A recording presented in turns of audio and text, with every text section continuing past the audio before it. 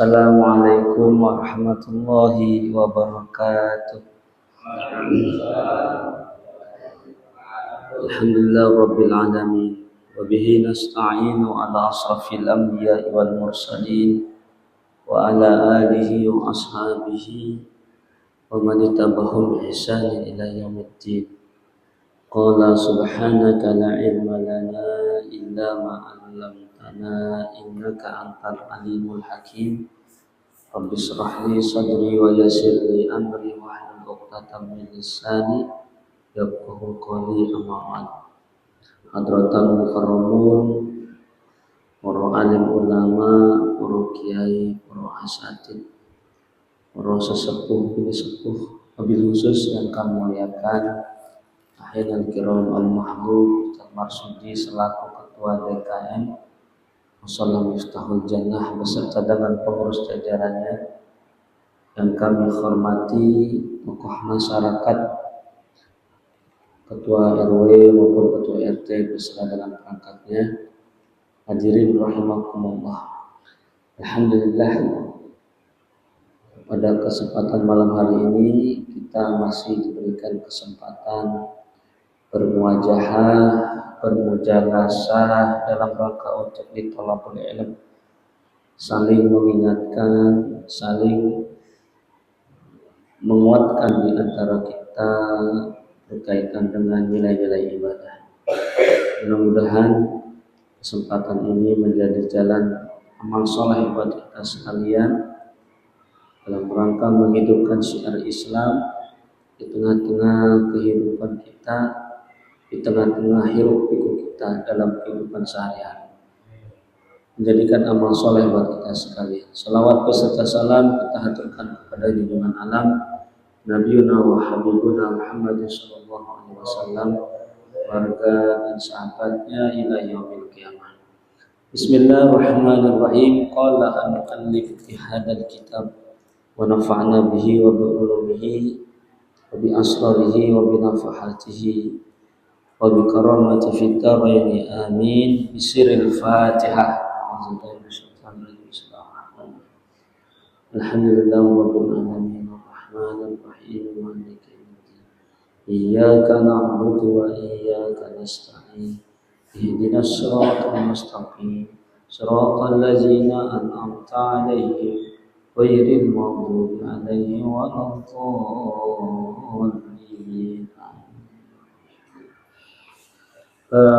Hadirin rahimakumullah, Al-Fakir minta izin untuk taklim ini kita seling maksudnya agar pemahaman fikih kita jalan, pemahaman tasawufnya pun jalan. Sudah mengizinkan Ketua DKM agar kajian di lingkungan kita seling kitabnya agar lebih hidup. Bismillahirrahmanirrahim. Kita membaca kitab Mau'izatul Mu'minin, mukhtasar daripada kitab Ihyaul Ulumuddin. Kemarin itu baru sampai as-salatu qurbatun wa tuhfatun tuqarrabu biha ila hadrati malikil muluki, bahwasanya salat itu adalah ibadah, suatu rangkaian ibadah yang terdiri dari ucapan, perbuatan yang diawali dengan takbiratul ihram dan diakhiri dengan salam. Ini sebagai ibadah yang qurbah dalam rangka untuk mendekatkan diri, wa tuhfatut taqarrub, dan persembahan untuk mendekatkan diri di hadapan Allah Subhanahu wa taala. Ini salat. Maka salat itu membutuhkan ada yang berkaitan dengan amal batin, tidak ada kaitannya amal zahir. Amal zahir itu apa? Ya termasuk syaratnya wudu, itu amal zahir.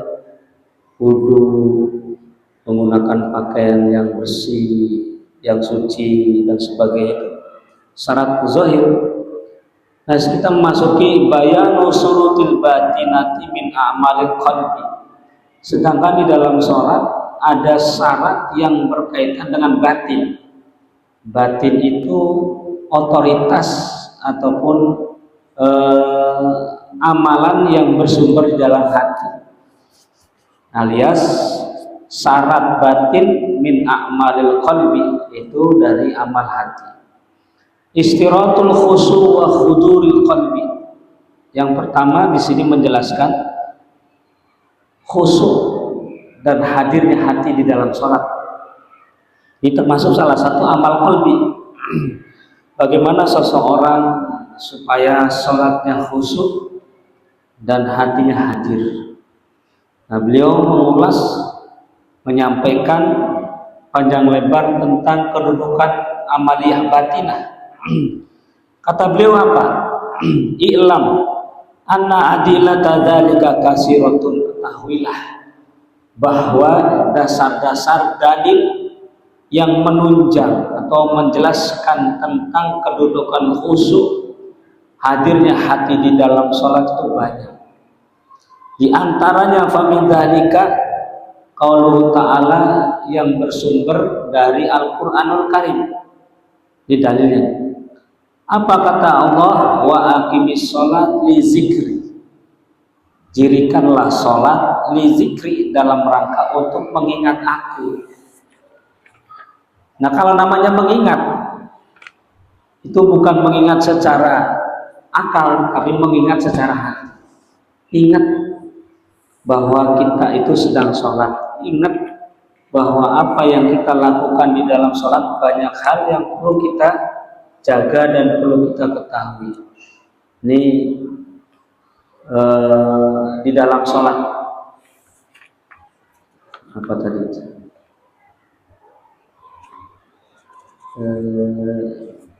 Mana batasnya?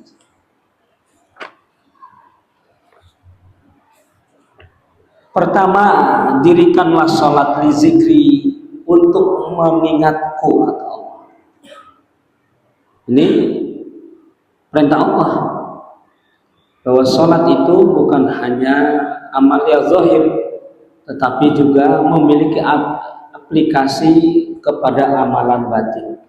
Wa dhahirul amru wujub, secara zahir, secara makna dari ayat ini menunjukkan bahwa di dalam sholat ingat kepada Allah itu wajib. Di dalam sholat ingat kepada Allah itu hukumnya wajib. Iya kan? Bayangkan dari mulai kita niat sampai akhir itu adalah menyebut nama Allah, memuji Allah, menyebut nama Allah, menyanjung Allah, mengagungkan Allah dan sebagainya. Lagi kita menyebut nama Allah kayak masih lupa. Nah, ini disebutkan di dalam kitab ini, wal ghaflatu tadadu zikr. Bagaimana kalau orang sholat, lisan yang dia ucapkan dengan hati yang dia rasakan itu tidak sinkron, ya kan? Lisan ngomong Allahu Akbar kabira walhamdulillahi katsira wa subhanallahi bukratan wa asila, inni wajjahtu wajhiya lillazi fatara samawati wal arda hanifan musliman, inna sholati wa nusuki wa mahyaya wa mamati lillahi. Lisannya ngomong tapi hatinya lupa sama Allah, bahwa dia sholat itu lagi mengagungkan, membesarkan Allah Subhanahu, dan berinteraksi kepada Allah. Inna sholati wa nusuki wa mahyaya wa mamati lillahi rabbil alamin. Inna sholati, sesungguhnya sholatku, wa nusuki, dan ibadahku, wa mahyaya, dan hidupku, wa mamati, dan matiku, lillahi rabbil alamin, hanya teruntuk kepada Allah yang menguasai alam semesta ini. Jadi kalau kita melakukan sholat, belum bisa melakukan sholat itu karena Allah, berarti dari lafaz yang kita bacakan belum sinkron. Ini kebalikan dari pada zikir ingat adalah ghaflah, lalai, lupa. Lupa itu perpaduan antara pikiran sama hati, nyebrang, namanya ghaflah. Kalau orang yang khusyuk antara hati, pikiran sama hatinya nyatu. Namanya zikir.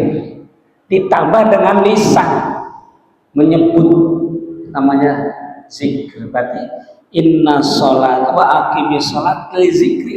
Lisannya ngucap, pikirannya sama hatinya merenungi apa yang dibaca di dalam ucapan sholat. Itu namanya khusyuk. Kita belum bisa, masih baru sebatas lisan, masih sebatas faman ghafala fi jami sholatihi, siapa orangnya yang lalai fi jami sholatihi, di dalam melakukan sholat dari awal sampai akhir, lupa.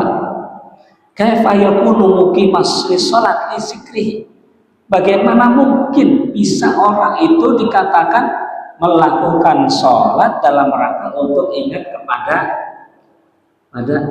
orang, dia jadi lupa. Gimana mau ingat sama Allah orang lupa?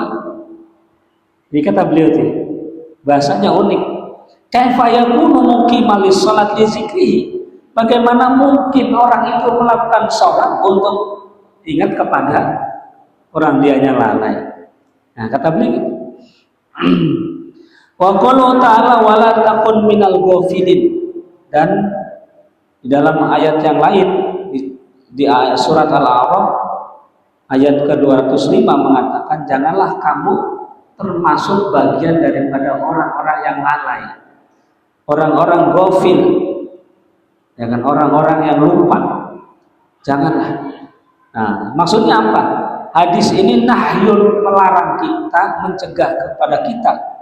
Dan secara zahir ayat ini wa zahirun tahrim, mengharamkan kita agar kita melakukan sholat harus dipenuhi dengan kesadaran secara penuh, sadar, sesadar-sadarnya bahwa kita melakukan sholat. Kita kan nggak sadar bahwa kita lagi sholat, nggak sadar, ya, nggak sadar.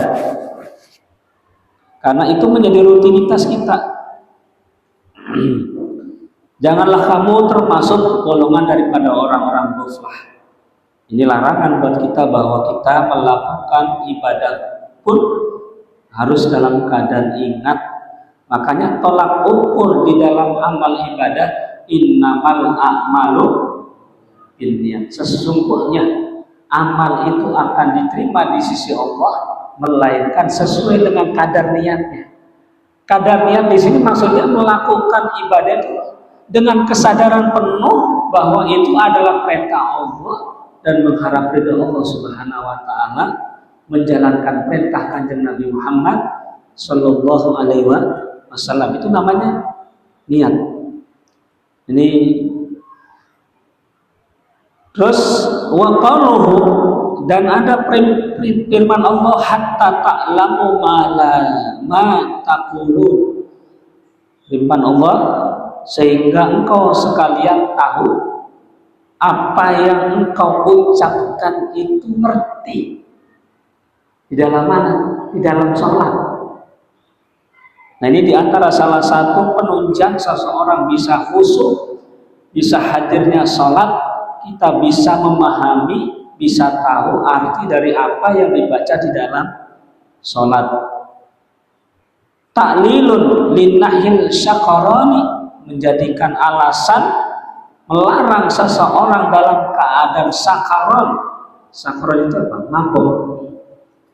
Mabuk wahwa mutarridun, dan melakukan sholat termasuk berlaku fil ghafil mustaghriqil hammi bil waswasil wa afkarid dunya. Larangan bahwa melarang orang yang dalam keadaan mabuk itu sholat di zaman Nabi, ya kan? Kalau orang lagi mabuk dilarang sholat karena antara ucapan dan pikirannya itu tidak sinkron, tidak seirama. Larangan, dan ini dikiaskan pula, diberlakukan bagi orang-orang yang ghafilul alam, mustaghriqil hamid, orang yang lupa, kedua mustaghriqil hamin, orang yang menghabiskan pikirannya. Ya, orang yang pikirannya kacau, pikirannya kemana-mana. Bil waswasi, dengan rasa was-was. Ya, dalam urusan dunia, wa afkarid dunia, dan dalam keadaan banyak pikiran masalah dunia. Berarti kalau orang lagi sholat mikirin kerjaan, mikirin dunia, mikirin jualan, ya kan, mikirin yang lain-lain, sedih dan sebagainya, berarti sholatnya itu diumpamakan seperti orang yang dalam keadaan sakarat. Sakarat itu pendem itu apa biasanya? Ya mabok, lupa ingatan. Ini kata beliau. Wa qala sallallahu alaihi wasallam innamas sholatu tamaskunu wa tawadhu. Bahwasanya sesungguhnya sholat itu berupaya untuk anteng, sakinah wa tawadhu, dan rendah. Innamas sholatu tamaskunu, berupaya untuk tenang, tenang itu tumakninah, wa tawadhu'un, dan bertawadu, rendah hati. Jadi orang-orang yang melakukan sholat agar khusyuk dianjurkan untuk tidak banyak gerak. Allahu Akbar, tengok sono, tengok sini, gak boleh tuh. Meskipun hukumnya makruh, matanya perala-perolong, nggak perala-perolong, tengok sini sih, nggak batal sholatnya. Biar sih lihat, nggak tahunya di atas ada cecak lagi kawin, ya udah nggak usah sholat. Ya kan, makruh hukumnya. Tetapi itu penyebab menjadikan sholat kita itu berpaling. Yang tadinya ingat jadi lupa. Bahkan di dalam sholat pun kita masih lupa hitungan rakaatnya. Lagi sholat kita lupa berapa rakaat aja. Tuh, berarti kita kesadaran secara penuhnya belum, ya kan? Hasrun bil alif wal lam wa kalimatu innamal tahqiqi wa tauhid. Bahwasanya kalimat ini adalah sebagai perangkat untuk meringkas ucapan, sebagai penguat dan sebagai pengukuh daripada ayat-ayat yang lain. Innamas sholatu tamaskulun wa tawadu'un. Ini kalimat ini menjadikan taukid, penguat buat kita sekalian. Terus dilanjutkan, wa qala sallallahu alaihi wasallam man lam tanhau sholatuhu an fahsya'i wal munkari lam tajdad minallahi illa buhtan. Kata Nabi, siapa orangnya yang melakukan sholat tetapi sholatnya tidak mampu melarang dirinya untuk melakukan perbuatan tercela, fahsya, rendah, kotor, wal munkari, dan perbuatan mungkar. Mungkar itu sesuatu perkara yang dilarang oleh agama, judi, minum, zina, terus ngerampok, membunuh, itu perbuatan yang mungkar. Lam yajdad minallah illa buhtan. Orang tersebut tidak akan ditambah menjadikan dekat ingat kepada Allah, melainkan semakin jauh. Ini berarti kadar sholat seseorang, buahnya, hasilnya dilihat. Kalau dia rajin sholat, mampu mengekang mulut lisannya untuk tidak berbuat mencaci maki orang, ngegibahin orang, ceritain orang, berarti sholatnya itu mendapatkan nilai sebagai pencegah dirinya untuk melakukan anil fahsya wal munkar. Sholat mah sholat, tapi mencuri iya, minum iya, dan sebagainya, berarti sholatnya tidak memberikan nilai-nilai positif untuk membangun jiwanya lebih dekat kepada Allah dan meningkatkan iman dan ketakwaannya kepada Allah Subhanahu wa taala.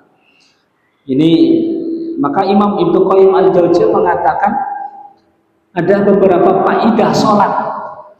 Kata beliau, sholat itu menurut beliau inna sholata majlabatul rizki, bahwa sholat itu bisa menarik rezeki. Ini bukan tujuan, tetapi orang yang melakukan sholat, Allah lapangkan rezekinya. Rezeki teman, dikasih teman yang selalu ngingetin dia sholat, ngaji, ibadah dan sebagainya. Diberikan kelapangan lingkungan yang kondusif untuk meningkatkan ibadah, diberikan rezeki yang digunakan untuk ibadah kepada Allah Subhanahu, diberikan berkahnya rezeki ini, majlabatur rizki, bisa menarik rezeki. Maka kalau orang yang rajin sholat, memahami nilai-nilai sholat, meskipun gajinya segitu-gitu baik, rasanya itu ya Allah, ya kan? Dari dulu emang gaji segitu, kenapa bisanya kurang baik? Karena dari sholat yang kita lakukan tidak menjadikan kita orang yang pandai bersyukur kepada Allah Subhanahu. Ya Allah, kalau kita bisa bersyukur, tidak jadi patokan. Makanya orang yang lagi sholat, dia melakukan sholat, merasa bahwa nikmat yang besar yang Allah berikan kepada kita, diberikan kemampuan untuk sujud di hadapan Allah Subhanahu, untuk sholat di hadapan Allah. Jadi dunia itu kecil dari hadapannya, karena karunia Allah lebih besar daripada dunia seisi. Ini ya, kalau kita sholat lupa sama dunia, lupa sama gaji, lupa. Maka di saat seseorang suhud, maka dihadirkan sifat syukur kepada Allah Subhanahu wa Ta'ala. Allah berikan hatinya hidup untuk selalu menikmati hidup ini, bukan mencari banyak, tetapi bagaimana rezeki yang sekarang engkau miliki agar digunakan untuk beribadah kepada Allah Subhanahu wa Ta'ala. Jadi mengarahkan tujuan hidup itu bukan kepada arah duniawiyah secara, tetapi dipalingkan kepada jalan Allah Subhanahu wa Ta'ala. Kerjanya jadi gak keruh. Apa ya? Kalau bahasa Inggrisnya, kerjanya itu tidak ngoyo. Apa ngoyo biasanya? Ngoyo. Kalau orang yang gak sholat, kerjanya ngoyo, karena seolah-olah dia meraih, ingin mencari dunia sebanyak-banyaknya, lupa di belakang itu ada perintah untuk menjalankan ibadah, khususnya sholat di hadapan Allah Subhanahu wa Ta'ala. Bedakan antara orang yang kerja sholat dengan orang yang kerja nggak sholat. Ini bedakan. Kedua, kata Imam Ibnu Qayyim, mub'idatul lisyaitan, bahwa orang yang sholat, ada spidol nggak? Kata Imam Ibnu Qayyim, inna sholata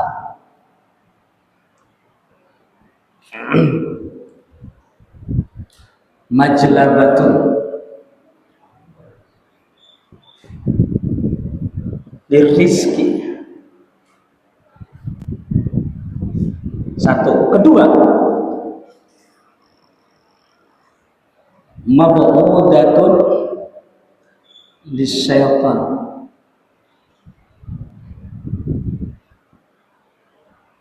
Satu. Dua. Ketiga, mufdiyatun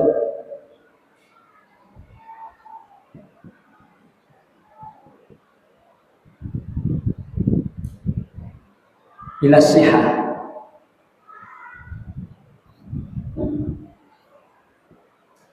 Ila sihat. Keempat, dafi'atun lil ada.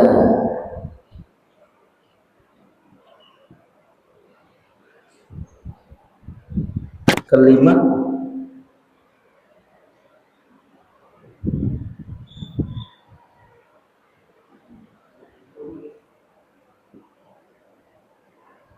mampu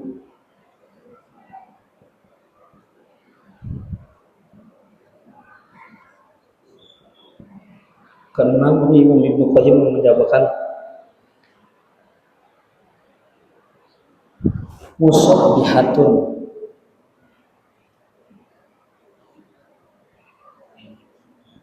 musbihat lil wazn banyak. Terus keenam, ketujuh mufarrijah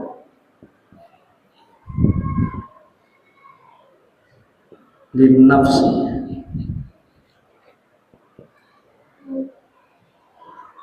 Terus kedelapan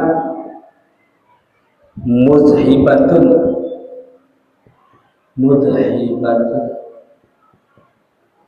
lil kasbi.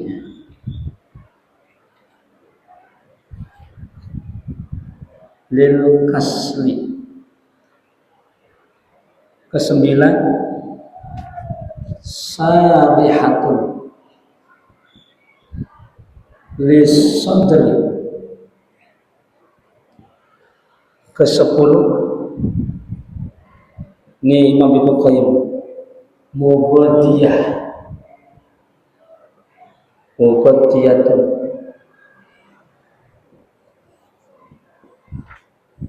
lirruh. Kesebelas wa nurun lil qalbi.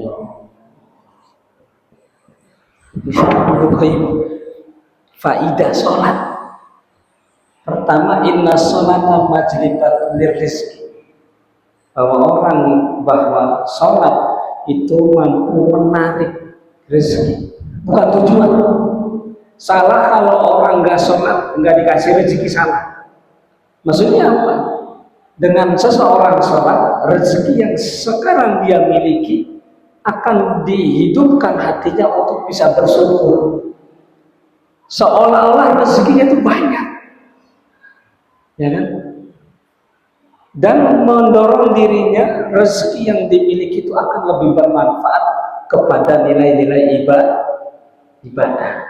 Kedua, mabu'udatul syaitan, akan dijauhkan, akan diselamatkan, akan dilindungkan dari tipu daya setan.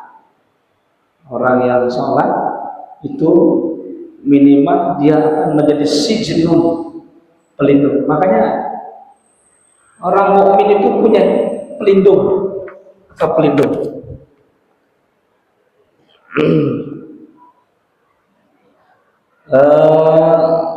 Apa sih? Sijnun itu maknanya adalah sijnun. Pertama, al-masjid.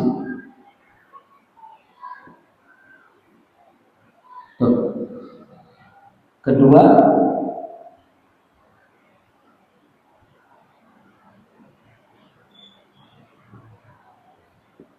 menjadi sijnun, menjadikan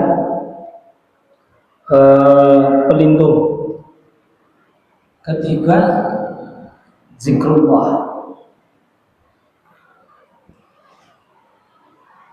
Masjid itu menjadi pelindung. Pelindung ini menjadikan seseorang itu benteng buat dirinya, secara zahir ataupun batin. Bahkan terjadi tsunami itu, ada satu masjid yang diselamatkan oleh Allah, namanya Masjid Darussalam. Siapa orang yang berada di masjid itu diberikan keselamatan. Maka masjid musola ini menjadikan pelindung buat kita sekalian dari malapetaka. Dan termasuk orang yang ahli masjid, dia akan dilindungi oleh Allah dan akan digolong menjadi orang-orang yang soleh, ya kan?